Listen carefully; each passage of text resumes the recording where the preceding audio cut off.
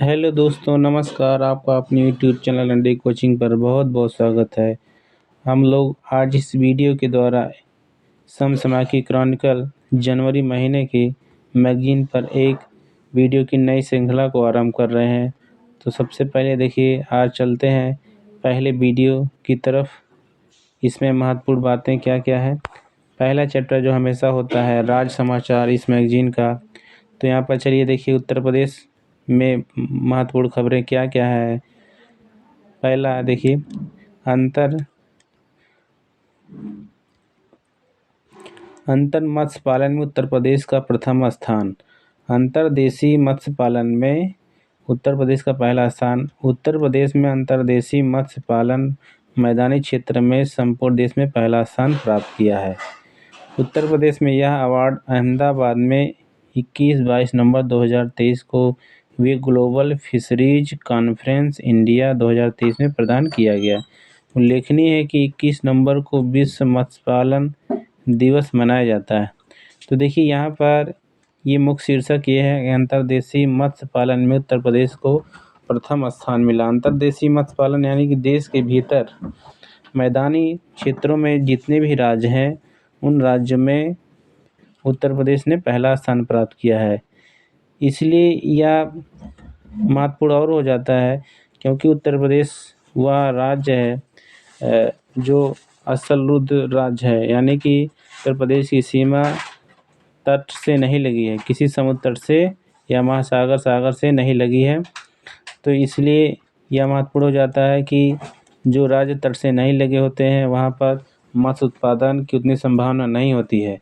फिर भी उत्तर प्रदेश इस क्षेत्र में प्रथम स्थान हासिल किया है। अन्य राज्य जैसे भारत के दक्षिण भारत के राज्य जो समुद्र से लगे हैं, चाहे अरब सागर से हों या बंगाल की खाड़ी हिंद महासागर से जो लगे हों, तो वहाँ पर मत्स्य उत्पादन की ज़्यादा संभावना होती है।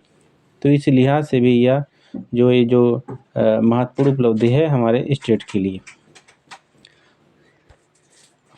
उत्तर प्रदेश को यह अवार्ड कब प्रदान किया गया है? तो 22 नवंबर 2023 को प्रदान किया गया।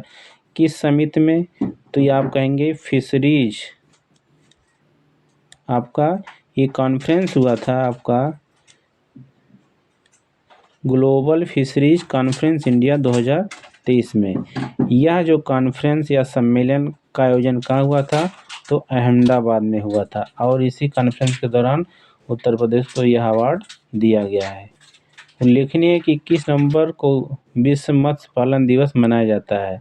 विश्व मत्स्य पालन दिवस कब मनाया जाता है? 21 नवंबर को मनाया जाता है।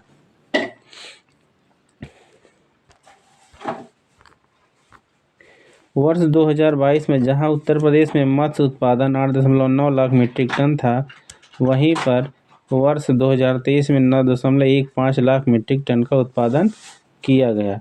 इसी तरह मत्स्य बीज उत्पादन वर्ष 2022 में जहां 27,128 लाख मीट्रिक टन था, वहीं 2023 में अब तक 36,187 लाख मीट्रिक टन तक पहुंच चुका है।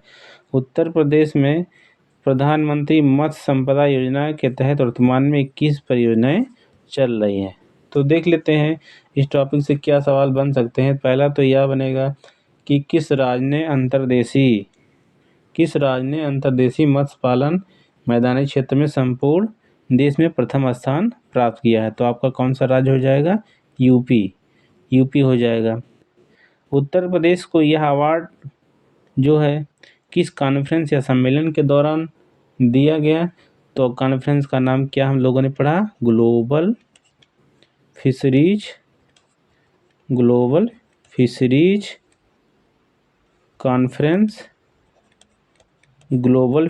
Conference India 2023। इसी कॉन्फ्रेंस में उत्तर प्रदेश को यह अवार्ड मिला। इस कॉन्फ्रेंस का आयोजन कहाँ पर किया गया? तो आप कहेंगे अहमदाबाद। ठीक।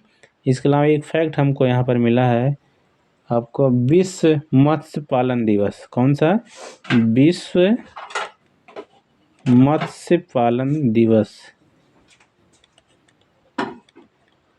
विश्व मत्स्य पालन दिवस ये कब है? 21 नवंबर। ये डेट याद रखिएगा, 21 नवंबर। चलिए बढ़ते हैं अगले टॉपिक की ओर।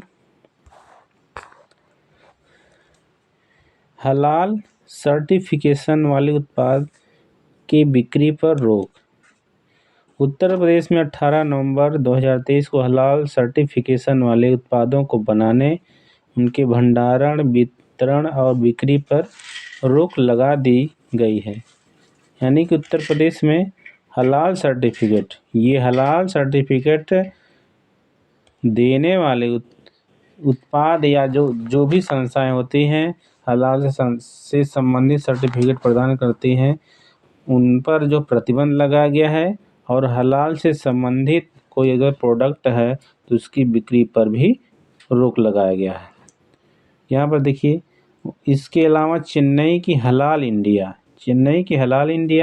दिल्ली की जमीयत उलमा ए हिंद हलाल ट्रस्ट, मुंबई की हलाल काउंसिल ऑफ इंडिया पर FIR भी दर्ज कराई गई है।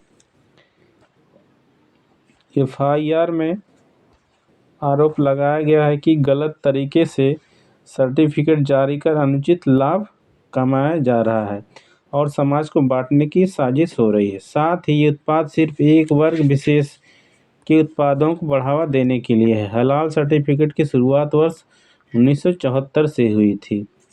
हलाल सर्टिफिकेट पहले सिर्फ मांस से जुड़े उत्पादों के लिए दिया जाता था। 1993 में हलाल सर्टिफिकेट अन्य प्रोडक्ट्स जैसे कॉस्मेटिक, साबुन, तेल आदि के लिए भी देना शुरू कर दिया गया। तो ये हलाल जो शब्द है आप जानते हैं इस्लामिक धर्म से संबंधित है, इस्लाम धर्म से संबंधित है। इस पर जो है तमाम तरीके से हमेशा जो है चर्चा होती रहती है। तो वही यहाँ पर दिया गया है कि इससे हलाल से संबंधित अगर कोई संस्था सर्टिफिकेट प्रदान करती है और उससे अनुचित लाभ कमाना चाहती है तो यह वैध नहीं माना जाएगा। इसके लिए उस पर जो है प्रतिबंध लगा दिया गया है। कई संस्थाओं हैं जिस पर प्रतिबंध लगाया गया है, तो अभी हम लोगों ने देखा। आगे देखते हैं अनपरा ई तापी परियोजना को मंजूरी। ये अनपरा उत्तर प्रदेश के सोनभद्र जिले में है।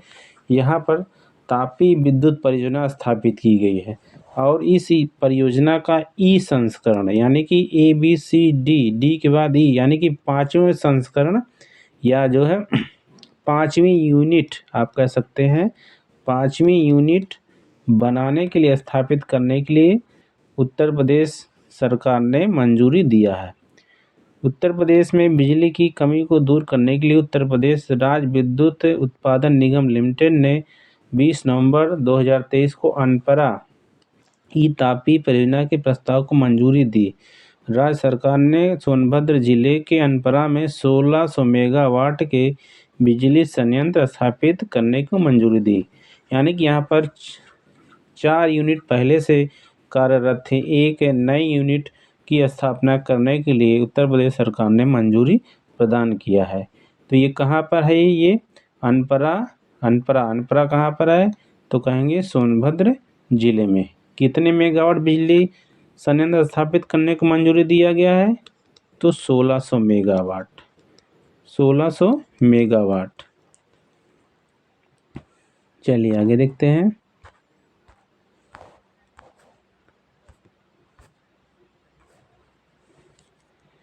इन इकाइयों के निर्माण पर लगभग 18,624 करोड़ रुपए खर्च होने का अनुमान है।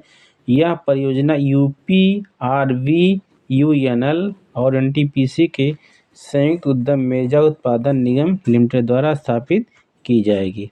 अगला है यूपी में सेफ सिटी परियोजना। सेफ सिटी सुरक्षित शहर परियोजना, इसका मतलब सुरक्षित शहर परियोजना।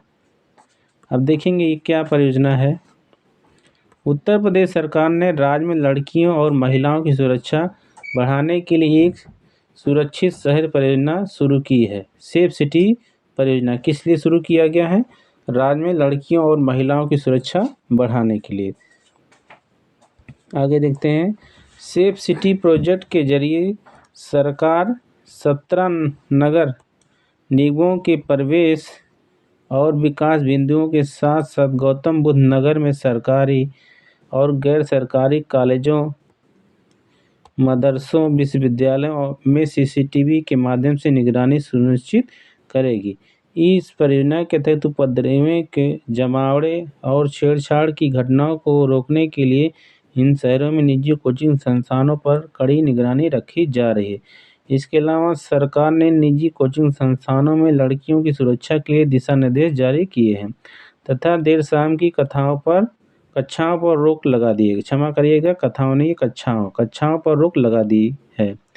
सेफ सिटी प्रोजेक्ट के तहत शुरुआती चरण में सरकार द्वारा राज्य के 17 नगर निगमों और गौतम बुद्ध नगर के 2500 स्कूलों को सीसीटीवी कैमरे लगाने के लिए चिन्हित किया गया। यानी कि ये जो सेफ सिटी योजना है, ये उत्तर प्रदेश सरकार द्वारा लागू किया गया है और यह उत्तर प्रदेश के 17 नगर निगमों में लागू किया जाएगा। कितने नगर निगम में? 17। चूँकि हम जानते हैं उत्तर प्रदेश में जो नगर निगम है ना, कुल 17 नगर निगम है। 17 नगर निगम है और अंतिम जो 17वां नगर निगम है कौन सा है? शाहजहाँपुर। ये 17वां नगर निगम है। और इस जो ये योजना लागू की गई, इसका उद्देश्य क्या है? महिलाओं और लड़कियों की सुरक्षा प्रदान करना। सार्वजनिक स्थलों पर सीसीटीवी कैमरे लगाने की बात हो रही है। आगे देखते हैं, उत्तर प्रदेश सरकार द्वारा गायों की गणना कराने का निर्णय। उत्तर प्रदेश सरकार ने क्या किया है? जो प्रदेश में गायें हैं उनकी गणना होगी, उनकी काउंटिंग होगी। उत्तर प्रदेश सरकार ने राज्य में गायों की सटीक संख्या का पता लगाने के लिए गायों की गणना कराने का निर्णय लिया है। सरकार ने राज्य भर में 3 श्रेणियों में गाय की गणना कराने का आदेश दिया है, जिसमें पशुपालकों के पास निराश्रित पशुओं, सड़कों पर छोड़ी गई गायों और कान्हा उपवनों की संख्या निर्धारित करना शामिल है। यह कदम राज्य में आवारा मवेशियों की अंतहीन समस्या के मद्देनजर उठाया गया है। मुख्यमंत्री योगी आदित्यनाथ ने जियो टैगिंग लागू करने का भी आदेश दिया, यानी कि उसको उसी समय जो है जियो टैग कर दिया जाएगा, यानी कि जो है वो गूगल मैप पर भी प्रदर्शित करेगा और उसका लोकेशन भी बताएगा। आगे देखते हैं, पहले चरण में इन गायों की गिनती की जाएगी। अगले चरण में गायों को उपयुक्त आवास प्रदान करने के लिए एक योजना तैयार कर इसे कार्यान्वित किया जाएगा। केंद्र सरकार द्वारा 2019 में आयोजित 20वीं पशुधन गणना के बाद से मवेशियों की संख्या से संबंधित आंकड़े बदल गए हैं। केंद्र सरकार ने 2019 में 20वीं पशुधन गणना करवाया था। अब अगली जो पशुधन गणना होनी है 2024 में होनी है। कब होनी है? 2024 में। ठीक 5 वर्ष बाद पशुधन गणना होती है, तो 2019 के बाद 2024 में होना है। ये 2 फैक्ट याद रखिएगा इसमें। 2019 ये किस क्रम का है? तो आप कहेंगे 2019 में ये 20वीं पशुधन जनगणना, 20वीं पशुधन जनगणना। और अगला होगा 2024 में होगा तो 21वीं पशुधन जनगणना। तो उत्तर प्रदेश में गायों के लिए जनगणना कराई जाएगी, जिससे क्या होगा, इनकी सटीक संख्या पता चल सकेगा। चलिए आगे देखते हैं अब।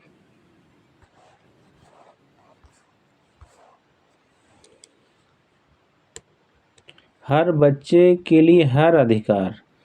उत्तर प्रदेश सरकार ने एक अभियान चलाया, इसका नाम क्या है? हर बच्चे के लिए हर अधिकार। उत्तर प्रदेश सरकार ने 18 से 25 नवंबर 2023 तक हर बच्चे के लिए हर अधिकार, हर बच्चे के लिए हर अधिकार every right for every child अभियान संचालित किया है। ये कब शुरू किया गया था? ये 18 से 25 नवंबर, यानी कि एक सप्ताह तक यह कार्यक्रम, यह अभियान चलाया गया था। अब इसका उद्देश्य क्या है हम लोग इसमें देखते हैं आगे।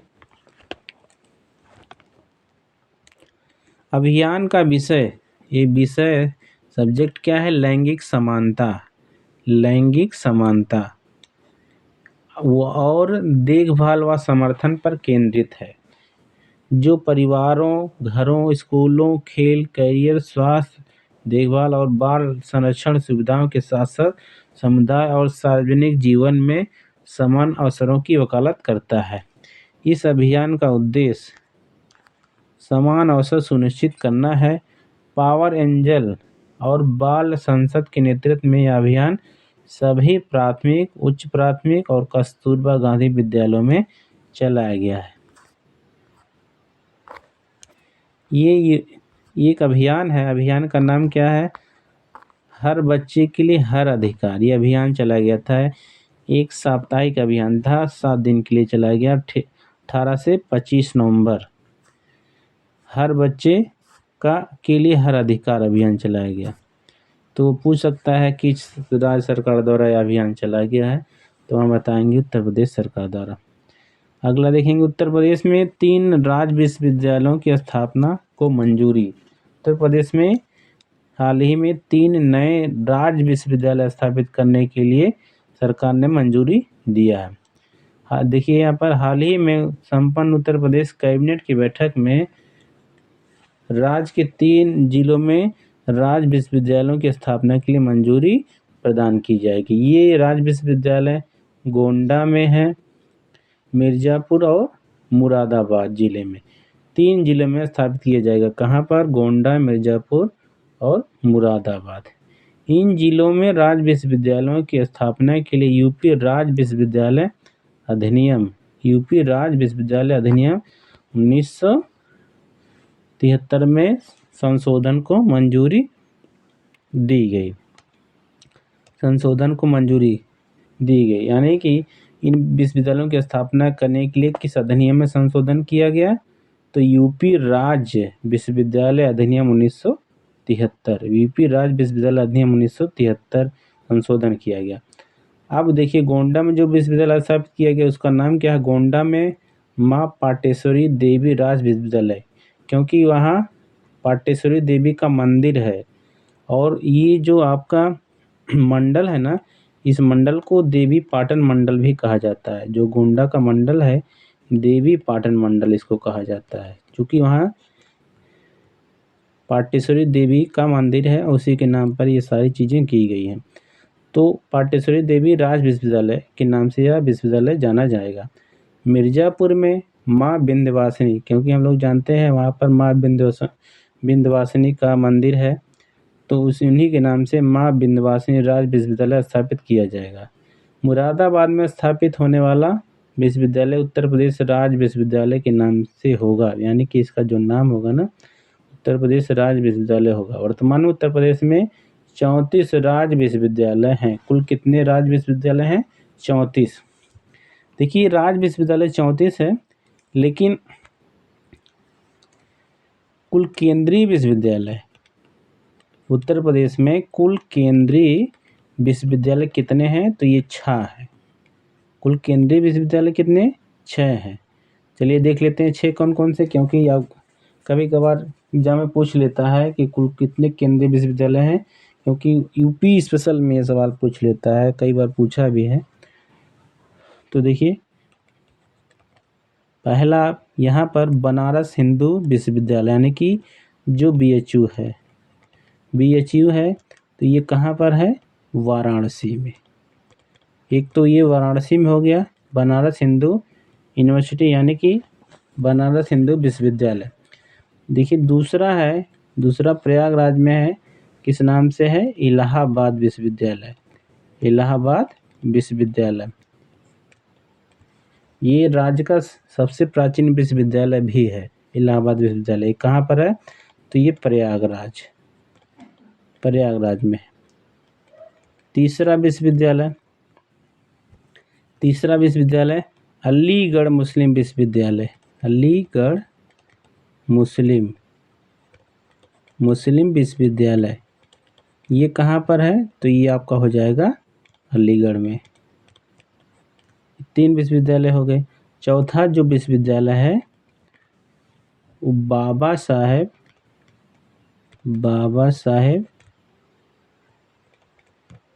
भीमराव अंबेडकर विश्वविद्यालय, ये लखनऊ में है। ये लखनऊ में है। 4 विश्वविद्यालय ये सामान्य विश्वविद्यालय है। इसके अलावा उत्तर प्रदेश में ये कृषि विश्वविद्यालय भी है। रानी लक्ष्मीबाई कृषि केंद्रीय विश्वविद्यालय, इसको भी नोट कर लेंगे नोट्स में अपने। ये कहाँ पर है आपका? झांसी, ये ठीक है। इसके अलावा एक और विश्वविद्यालय रायबरेली में स्थापित किया गया है, वो राजीव गांधी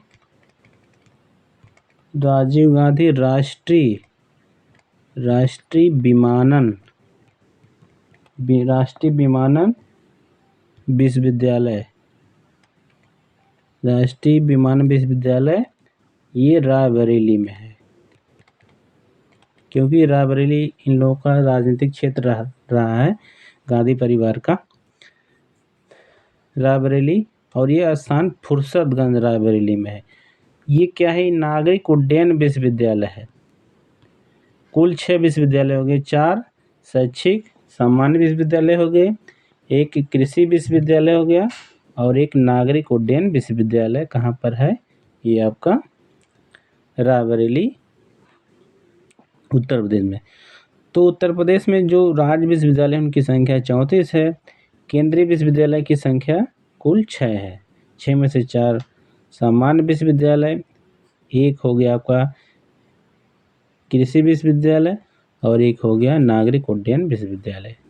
नागरिक उड्डयन विश्वविद्यालय का मतलब वहाँ पर एविएशन से, यानी कि हवाई अड्डों से संबंधित, हवाई जहाज से संबंधित, प्लेन से संबंधित ये सारी शिक्षा प्रदान की जाएंगी। देखिए उत्तर प्रदेश, यहाँ कुछ चीज़ें हैं उसको शार्ट में दिया है ऑनलाइनर में, इसको हम लोग देख लेते हैं एक नज़र में। उत्तर प्रदेश अन्य महत्वपूर्ण समसामयिक घटनाक्रम। पहला देखिए, केंद्रीय मंत्री हरदीप सिंह पुरी ने 26 नवंबर 2023 को वाराणसी के रविदास घाट पर शहर के दूसरे floating compressed natural gas mobile refilling unit station का उद्घाटन किया है। तो ये कहाँ पर है? वाराणसी में, रविदास घाट पर है। हमीरपुर में राष्ट्रीय खाद्य सुरक्षा मिशन योजना के तहत 3-4 नवंबर 2023 को 2 दिवसीय जिला स्तरीय फिल्मेट्स महोत्सव का आयोजन किया गया है। तो ये कहाँ? हमीरपुर में, बुंदेलखंड क्षेत्र में आता है। लखीमपुर खीरी में 3 नवंबर 2023 को नारी शक्ति बंधन अधिनियम के अंतर्गत नारी शक्ति बंधन सम्मेलन का आयोजन किया गया। मुख्यमंत्री योगी आदित्यनाथ ने 3 नवंबर 2023 को गोरखपुर में 271 करोड़ रुपए की 140 विकास परियोजना का लोकार्पण और शिलान्यास किया। केंद्रीय राज्य मंत्री साध्वी निरंजन ज्योति ने 4 नवंबर 2023 को फतेहपुर में शहरी गैस पाइपलाइन परियोजना का शुभारंभ किया। Gas authority of India limited द्वारा CSR निधि से मिर्जापुर जिले में मोबाइल मेडिकल वैन चलाई जाएगी। यह मोबाइल वैन सांसद स्वास्थ्य सेवा नाम से पूरे जनपद में निःशुल्क स्वास्थ्य जांच और उपचारिक सुविधा उपलब्ध कराएगी। तो ये कहाँ पर है? ये मिर्जापुर जिले में ऐसा किया जाएगा। आगे देखते हैं, बाराबंकी जिले में विश्व प्रसिद्ध देवा शरीफ मेला कहाँ लगता है? तो बाराबंकी में।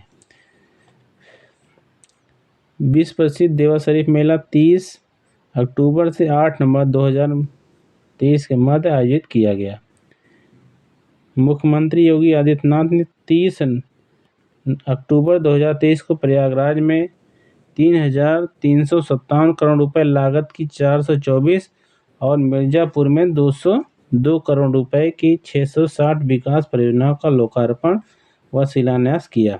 वाराणसी जनपद में हेल्थ डैशबोर्ड रैंकिंग में पूरे प्रदेश में पहला स्थान हासिल किया है। जनपद को कुल 80% स्कोर प्राप्त हुआ है। जौनपुर जिले में 7 से 9 नवंबर 2023 को 3 दिवसीय बदलापुर महोत्सव आयोजित किया गया। मुख्यमंत्री योगी आदित्यनाथ ने 28 अक्टूबर 2023 को औरैया में 688 करोड़ रुपए की लागत 145 विकास परियोजनाओं का लोकार्पण और शिलान्यास किया। बाराबंकी जिले के महादेवा मंदिर के पास स्थित भगहर झील को पर्यटन विभाग इको पर्यटन स्थल के रूप में विकसित करेगा। मुख्यमंत्री योगी आदित्यनाथ ने 28 अक्टूबर 2023 को कानपुर में 501 करोड़ रुपए की लागत की 152 विकास परियोजनाओं का लोकार्पण और शिलान्यास किया। तो ये जो है प्रमुख तथ्य थे जिनको संक्षिप्त रूप में ऑनलाइनर लिखा गया था। तो चलिए अगले वीडियो में हम लोग एक नए चैप्टर के साथ फिर से उपस्थित होंगे। तब तक के लिए दोस्तों जय हिंद।